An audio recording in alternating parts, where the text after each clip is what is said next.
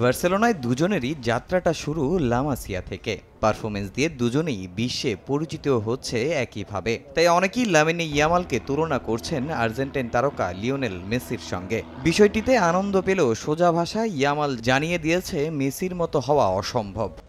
মেসির সঙ্গে অনেকেই আমার তুলনা করে, এই ব্যাপারটা আমার ভালোই লাগে। তবে আমার মেসির জায়গায় পৌঁছানো অসম্ভব। সে একজন বিশ্বসেরা। আমি শুধু ইয়ামাল হয়ে থাকতে চাই, খেলা দিয়ে নিজের পরিচিতি বাড়াতে চাই।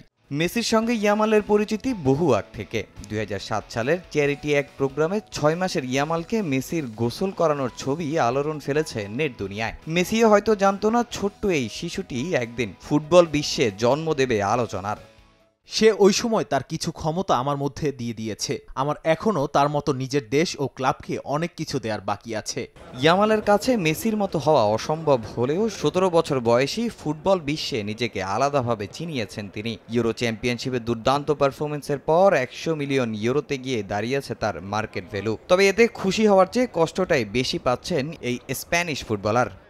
আমার ওই 120 মিলিয়ন ইউরোর দরকার নেই, তাহলে আমাকে বার্সেলোনা ছাড়তে হবে। আমি সেটা কখনোই চাই না। বার্সাকে আমার এখনও অনেক কিছু দেওয়ার বাকি আছে। আমি এই ক্লাবের কিংবদন্তি হতে চাই।